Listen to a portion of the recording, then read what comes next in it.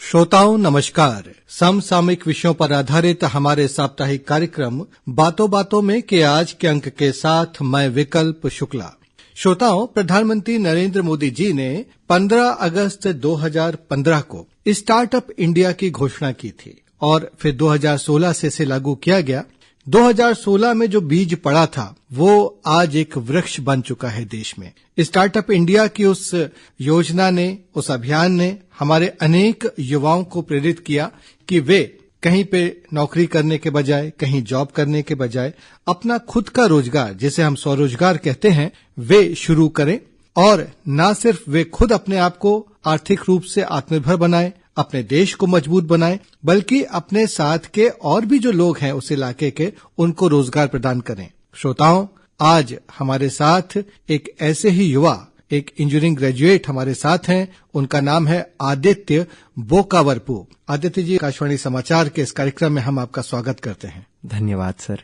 तो आदित्य जी, सबसे पहले मैं ये जानना चाहूंगा कि आप जो भारत सरकार की, हमारे प्रधानमंत्री नरेंद्र मोदी जी की जो परिकल्पना है स्टार्टअप इंडिया की, उससे आपने प्रेरणा ली और अपना खुद का एक स्टार्टअप आपने शुरू किया इंजीनियरिंग ग्रेजुएट होने के बाद, पास आउट होने के बाद में। तो थोड़ा सा वो बताइए कि आपने अभी मुझे बता रहे थे कि रायपुर के पास अभनपुर में आपकी फैक्ट्री है और 2020 में आपने इंजीनियरिंग किया था। तो वो फैक्ट्री किस चीज की है, ये थोड़ा पहले संक्षेप में हमारे श्रोताओं को बताइए। सर, यहाँ पे ये है कि मैं 2016 में इंजीनियरिंग ज्वाइन किया था जी, और उसी वक्त 2016 में स्टार्टअप इंडिया और स्टार्टअप छत्तीसगढ़ मूवमेंट चालू हुआ था जी। तो स्टार्टअप इंडिया को मैं एज अ स्कीम नहीं बोलूंगा, इसको एज अ मूवमेंट ही बोलूंगा, क्योंकि एक अभियान है जी। तो स्टार्टअप इंडिया के पहले शायद हमको स्टार्टअप वर्ड के बारे में भी उतना आइडिया नहीं था जी। और स्टार्टअप इंडिया और स्टार्टअप छत्तीसगढ़ को ज्वाइन करने के बाद जी, स्टार्टअप छत्तीसगढ़ का पहला इवेंट शंकराचार्य कॉलेज में हुआ था, जहां पे मैं अटेंड किया था। वहां से मुझे कुछ चीजों का आइडिया मिला जी, और मैंने 2018 में अपना स्टार्टअप रजिस्टर किया। अच्छा, मैं स्टूडेंट एंटरप्रेन्योर था जब मेरी डिग्री कंप्लीट। मतलब जब आप पढ़ाई कर रहे थे तभी आपने जो है अपने स्टार्टअप को, या यूं कहें कि अपनी कंपनी को रजिस्टर्ड कर दिया जी था। तो 2018 में मेरी कंपनी रजिस्टर हुई थी सर जी। हम लोग उस टाइम पे घर से ही ऑपरेट करते थे। अच्छा। और हमारा फर्स्ट प्रोडक्ट था printed circuit board, PCB manufacture करने का जी। तो पीसीबी बहुत सारे इंजीनियरिंग स्टूडेंट्स के प्रोजेक्ट्स में यूज होते हैं जी, और हमारे टीवी रिमोट्स में या मोबाइल फोन्स में या घड़ी में या कंप्यूटर में एक्चुअली हम पीसीबी से घिरे हुए हैं जी। हम ये जानना चाहते हैं कि आपकी जो शिक्षा है, जो एजुकेशन है, वो कहाँ से हुआ, आपने किस स्ट्रीम में अपना इंजीनियरिंग किया, इसके बारे में भी हमारे श्रोताओं को बताइए। सर, मैंने बैचलर्स ऑफ टेक्नोलॉजी बीटेक का डिग्री किया है एंड मेरा डिपार्टमेंट है इलेक्ट्रिकल एंड इलेक्ट्रॉनिक्स, जो कि ट्रिपल हम बोलते हैं। मैं Bhilai institute of technology Raipur का स्टूडेंट था जी, जो CSVTU के अंडर में आता है जी। तो आदित्य जी, जब आप पढ़ाई कर रहे थे, क्योंकि हम ये देखते हैं कि अधिकांश जो इंजीनियरिंग स्टूडेंट्स हैं उनका कैंपस प्लेसमेंट हो जाता है, आपने जो है वो अपना खुद का एक स्टार्टअप शुरू करने का आइडिया या प्रेरणा कहाँ से आई पढ़ाई के दौरान, और क्या आपके भी कैंपस प्लेसमेंट हुए थे, उसको ठुकरा के क्या फिर आपने ये लाइन चुनी, इसके बारे में भी बताइए। जी, एक्चुअली सर मेरे 11 कैंपस प्लेसमेंट्स हुए थे। अच्छा सर, हम जब 3rd ईयर में थे उस टाइम पे मैंने अपने कुछ फ्रेंड्स के साथ ये स्टार्टअप स्टार्ट किया था। अच्छा। तो हमारा मकसद ये था कि हर इंजीनियरिंग स्टूडेंट अपने जिंदगी में 2 प्रोजेक्ट्स बनाता है जी। एक माइनर प्रोजेक्ट है, एक मेजर प्रोजेक्ट है जी। हमारा टारगेट ये था कि हम अपने माइनर प्रोजेक्ट को और मेजर प्रोजेक्ट को प्रोजेक्ट के तौर पर किसी एक लाइब्रेरी के बंद कमरे में थीसिस के फॉर्म पे क्यों रख देते हैं जी। वो एक रियल लाइफ प्रॉब्लम का सोल्यूशन होता है जी, और वो प्रोडक्ट नहीं बन पाता जी, इसलिए वो लाइब्रेरी में रह जाता है जी। तो हमने सोचा हम प्रोडक्ट बनाएंगे, प्रोजेक्ट नहीं। तो वो प्रोजेक्ट बना के हम मार्केट में लॉन्च किए, जहां से हमको सक्सेस मिल गया जी। हमें हमारे जो टीचर्स हैं वो भी हमें बहुत इंस्पायर करते हैं, प्रेरणा देते हैं। कुछ महान व्यक्ति होते हैं जी, उनसे भी हमें प्रेरणा मिलती है जी। इसके बारे में बताइए। एक्चुअली यहाँ पे बात ऐसा है कि मैं अब्दुल कलाम जी से बहुत ज्यादा इंस्पायर्ड था। उनका एक कोट है जो मुझे बहुत ज्यादा इंस्पायर करती है। There are 2 types of pain. The first pain is that hurts you, the second pain is that changes you. बहुत बढ़िया। तो हर एक आदमी वो सेकंड पेन के कारण ही प्रोजेक्ट बनाता है जी, पर वो सेकंड पेन अगर वो प्रोजेक्ट बना पा रहा है और प्रोडक्ट भी अगर बना दिया जी, तो वो दर्द सिर्फ उसका अकेले का नहीं होता, शायद उसके आसपास के पूरे कम्युनिटी का होता है। और अगर वो अपने कम्युनिटी का प्रॉब्लम सॉल्वर बन गया जी, तो वो एक एंटरप्रेन्योर बन गया। बहुत अच्छी बात है, मुझे सुन के बहुत अच्छा लग रहा है कि आपने जो है वो समस्याओं के समाधान की दिशा में कदम आगे बढ़ाया। तो फिर जब आपने 2020 से इस यात्रा की शुरुआत की, सफर जो आपका शुरू हुआ, उसके बाद क्योंकि उसी के आसपास कोविड भी आ ही गया था जी, तो फिर उस कोविड के दौरान कैसे इसकी शुरुआत हुई? अब हमारे श्रोताओं को अपनी यात्रा का जो पहला मील का पत्थर है उसके बारे में बताइए। सर, कोई भी सफर जो होता है जी, वो रास्ते पे फूल बिछे सबको नहीं मिलते हैं, बिल्कुल, कुछ को कांटे भी मिलते हैं, चुनौतियां तो रहती ही हैं। बिल्कुल जी, तो मैं एक ही चीज मानता हूँ, we must have a ability to convert our challenges into our opportunities. जी, covid was a challenge for me, जी, मैंने उसको अपने अपॉर्चुनिटी में कन्वर्ट किया। हमारे प्रधानमंत्री जी ने भी कहा कि आपदा में अवसर की तलाश करना। जी, जी। तो कोविड के दौरान हमने 35 प्रोडक्ट्स इनोवेट किए, जिसमें एक रोबोट भी था जो हॉस्पिटल में पेशेंट्स को फूड सर्व कर रहा था। जी, उनके SpO2 लेवल्स, BP लेवल्स वगैरह डॉक्टर्स तक के पहुंचा रहा था। डॉक्टर्स का कोविड वार्ड में जाने का जो सिचुएशन है या सिनेरियो है उसको रिड्यूस कर रहा था। जी, साथ ही साथ में hand sanitiser dispensers, sanitisation tunnels वगैरह जितने भी इलेक्ट्रॉनिक सर्किट्स वगैरह थे हम लोग मैक्सिमम बना रहे थे। बाहर भी हमने, मतलब इंडिया के अंदर अदर स्टेट्स में भी हमने सप्लाई किए हैं। अच्छा, मुख्य रूप से कौन से प्रोडक्ट्स उस समय आपके ज्यादा प्रचलित हुए सर? शुरुआत में हैंड सैनिटाइजर डिस्पेंसर्स जो हैं, जी, कोविड के दौरान किसी का बिजनेस नहीं चल रहा था जी, तो सब ऑल्टरनेटिव बिजनेसेस की ओर फोकस कर रहे थे। जी, तो हम हैंड सैनिटाइजर डिस्पेंसर्स नहीं सेल कर रहे थे, हम उसके अंदर लगने वाले सर्किट्स बेच रहे थे। जी, हमारा टारगेट ये था कि अगर 10 लोग सर्किट लेके जाते हैं और वो अपने खुद से जी, हैंड सैनिटाइजर डिस्पेंसर असेंबल करके बेचें जी, तो उनके लिए एक रोजगार का नया अवसर। और यही हमारे प्रधानमंत्री जी ने भी एग्जैक्टली कहा था कि अपॉर्चुनिटी दूसरों के लिए भी क्रिएट कीजिए। बिल्कुल। तो अदिति जी, ये आपने बताया कि आपको डॉक्टर APJ अब्दुल कलाम से प्रेरणा मिली, आपको हमारे प्रधानमंत्री नरेंद्र मोदी जी से प्रेरणा मिली, तो ये तो उनसे आपको प्रेरणा मिली ही। जब शुरुआत होती है तो हमारे मन में बहुत सारे संशय होते हैं, बहुत, तो ऐसा लगता है कि कोई एक हो जो हमें आगे बढ़ाए। तो स्थानीय स्तर पे किस व्यक्ति ने आपको ये प्रेरणा दी और आपको संबल दिया? Sir, actually doctor पुर्नेंद्रू Saxena ji हैं जो VY हॉस्पिटल के ऑर्थोपेडिक डॉक्टर हैं जी।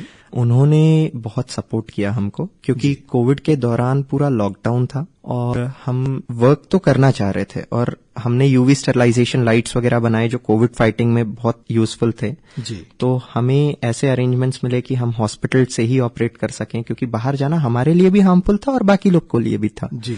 तो हमने एक छोटे से स्पेस में वो सारे स्ट्रक्चर्स बनाए और जो आज भी हॉस्पिटल में यूज हो रहे हैं। अच्छा जी। आदित्य जी, जब हम किसी कंपनी को खड़ा करने की बात करते हैं तो आमतौर पे लोग इसलिए भी झिझकते हैं, उसके बजाय नौकरी का आसान रास्ता इसलिए भी चुनते हैं क्योंकि उनको लगता है उसमें पैसा लगेगा, उसमें एक बड़ा निवेश लगेगा। आपका इस बारे में क्या अनुभव था? सर, अगर मुख्य तौर से बताया जाए तो मैं इंजीनियरिंग 3rd ईयर में जब एंटर कर रहा था जी, 3rd ईयर 1st सेमेस्टर में जी, हमको टेकविप से फंड मिला था 20,000 रुपए का। अच्छा। Technical education quality improvement programme CSVTU के तहत हमको 20,000 का फंड मिला था, जो सीड फंड था जी। वो 20,000 को हमने इन्वेस्ट किया कुछ मशीन्स के ऊपर जी, और वो मशीन्स वगैरह हमने डेवलप किया जी, और वो मशीन्स को हम सेल आउट किए। वहां से हमारा मार्केट जो है सर्कुलेशन चालू हो गया और 20,000 रुपए के इन्वेस्टमेंट से ही हमारा बिजनेस आज जो भी लोगों को दिख रहा है। मतलब बहुत छोटे अपने निवेश के साथ में इसको शुरू किया जी। तो इससे हमें ये पता चलता है कि मुख्य जो है वो किसी भी स्टार्टअप के लिए वो आइडिया होता है जी। पैसा उतना महत्वपूर्ण नहीं है जितना कि आइडिया।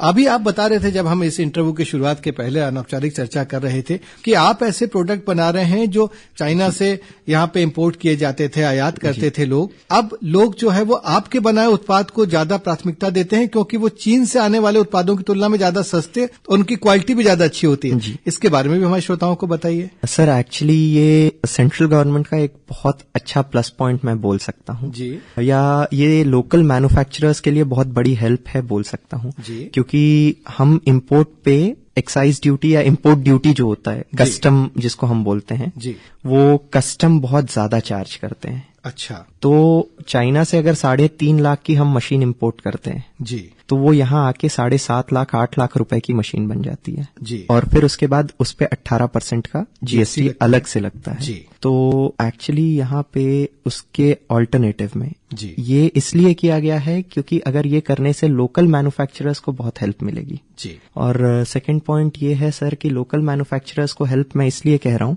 छत्तीसगढ़ के बारे में तो आप बहुत अच्छे से जानते हैं, ये देश का सबसे ज्यादा स्टील प्रोड्यूस करने वाला स्टेट, तो स्टील हम यहाँ पे प्रोड्यूस कर रहे हैं जी। जो स्टील हमारे लिए कॉस्ट है वो सबसे कम पड़ेगा जी। पर हम स्टील इक्विपमेंट्स चाइना से इंपोर्ट करते हैं टन्स में। मशीन एक लोहा ही है, लोहा का स्ट्रक्चर है जी, जो हम हैवी कॉस्ट्स पे इंपोर्ट करते हैं जी। और फिर उसमें हम शिपिंग कॉस्ट उतना ज्यादा देते हैं जी। पर अगर वही काम हम यहाँ पे इन हाउस मैन्युफैक्चर करने लग जाएं तो लोकल लेथ मशीन वाले को भी जॉब मिलेगी, मशीन डेवलपर्स को भी जॉब मिलेगी और हम सस्ते प्रोडक्ट्स यूज करने पे मजबूर नहीं रहेंगे क्योंकि हम सिर्फ उस मशीन का 1% सामान इंपोर्ट करते हैं जो कि रॉ मटेरियल्स में भी मैं इलेक्ट्रॉनिक्स के चिप्स या आईसीज जो होती हैं जी, इंटीग्रेटेड सर्किट्स, वो इंडिया में मैन्युफैक्चर नहीं होती हैं। डायोड्स हो गए, रेसिस्टर्स हो गए या इंटीग्रेटेड सर्किट्स में माइक्रो कंट्रोलर्स हो गए, तो ये सब में हम ताइवान के ऊपर या चाइना के ऊपर या जापान के ऊपर, ऐसे कंट्रीज के ऊपर हम डिपेंडेंट हैं। मतलब आपका कहने का अर्थ यह है आदित्य जी कि कोई भी जैसे बड़ी मशीन होती है तो जो हमारा दूसरे देशों पे जो निर्भरता है वो उस मशीन का मात्र 1 या 2% ही होता है जी, है ना, जैसे आईसीज हैं या जो आप बता रहे हैं वो, लेकिन हम उन मशीन को जब आयात करते हैं तो जो 90% या 95% है वो तो लोहा होता है जी, जो हमारे छत्तीसगढ़ में, हमारे देश में सबसे ज्यादा है जी, और सस्ता है। तो हम जो है 90% कीमत तो जो हमारे यहाँ पे सस्ती चीज है उसकी दे रहे हैं। बिल्कुल, हम उस 1% को आयात कर लें और बाकी यहाँ पर मैन्युफैक्चर करें जी, तो हमें भी फायदा होगा, हमारे देशवासियों को और हमारे देश के जो उद्योग है उनको भी फायदा होगा। और सर इसके साथ साथ एम्प्लॉयबिलिटी के चांसेस यहाँ पे बहुत ज्यादा बढ़ जाएंगे। बिल्कुल। अब आपने बात की रोजगार की, तो आपने कहा आपने 11 नौकरियों को ठुकराकर अपना खुद का रोजगार स्थापित करने को प्राथमिकता दी। अब आप कितने लोगों को रोजगार दे पा रहे हैं ये भी बताइए हमारे श्रोताओं को। सर डायरेक्टली 15 एम्प्लॉइज मेरे पास अभी हैं। अच्छा, इसके अलावा परोक्ष रूप से इनडायरेक्टली कितने लोग जुड़े हुए हैं? सर इनडायरेक्टली तो बहुत लोग हैं क्योंकि बहुत सारे लेथ मशीन्स वाले हैं जो हमारे लिए ये कर रहे हैं जी, और कुछ मेटल फैब्रिकेटर्स हैं जी, तो डायरेक्ट इनडायरेक्ट वे में तो बहुत काउंट बढ़ जाएगी जी।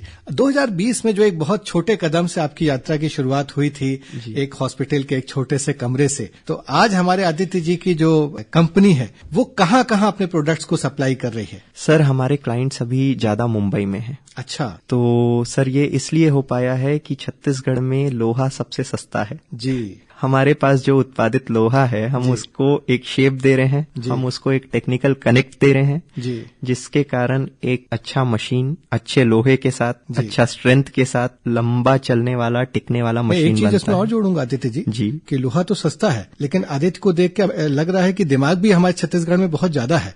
बिल्कुल है ना, तो ब्रेन भी ज्यादा है, लोहा सस्ता है, तो इसका फायदा उठाना चाहिए हमारे छत्तीसगढ़ के लोगों को। तो आदित्य जी बहुत अच्छा लगा आपसे बातचीत करके। अब अंत में इस कार्यक्रम के मैं चाहता हूं जो हमारी युवा शक्ति है, जो युवा वर्ग है, खासतौर से जो इंजीनियरिंग ग्रेजुएट है, दूसरे भी ग्रेजुएट है, उनको आप क्या संदेश देंगे अपने इस 2-3 सालों के अनुभव के बाद में? जी सर मैं यही बोलूंगा कि इंजीनियरिंग ग्रेजुएट्स जितने भी हैं जी, वो प्रोजेक्ट बनाना छोड़कर अगर प्रोडक्ट बनाने पे फोकस करें जी, तो ज्यादा बेहतर इफेक्ट्स वो हासिल करेंगे। और प्रोडक्ट डेवलपमेंट अगर वो सक्सेसफुल कर जाते हैं जी, तो उनको जॉब के लिए किसी और कंपनी पे डिपेंड होने का पूरा डिपेंडेंसी ही खत्म हो जाएगी जी। वो खुद ही एंटरप्रेन्योर बन जाएंगे और उनके प्रोडक्ट्स को देख के बहुत सारे इन्वेस्टर्स हैं मार्केट में जी, जिनको उस प्रोडक्ट की जरूरत है जी। अगर कोई एग्रीकल्चर बेस्ड प्रोडक्ट बना रहा है तो एग्रीकल्चरल इन्वेस्टर्स हैं जी। आप जाके किसी भी एग्रीकल्चरल मशीन बनाने वाली कंपनी है उनके पास जाइए, अप्रोच कीजिए, वो फंड करेंगे जी। इंडस्ट्रियल है तो इंडस्ट्रियल क्लाइंट के पास चले जाइए। मार्केट में जरूरत उतनी ही है जितना आप में बनाने की क्षमता है। बहुत अच्छी बात है, बहुत अच्छा लगा आदित्य जी आपसे बात करके और मुझे उम्मीद है कि इस समय बड़ी संख्या में जो श्रोता, खासतौर से हमारे जो युवा साथी इस कार्यक्रम को सुन रहे हैं, उन्हें बहुत प्रेरणा मिली होगी। तो आदित्य जी बहुत आभार आपका, आप समय निकालकर हमारे इस कार्यक्रम में पधारे। धन्यवाद सर। तो श्रोताओं, ये था समसामयिक विषयों पर आधारित हमारा साप्ताहिक कार्यक्रम बातों बातों में। अगले हफ्ते एक नए विषय के साथ हम फिर आपके सामने हाजिर होंगे। तब तक के लिए नमस्कार।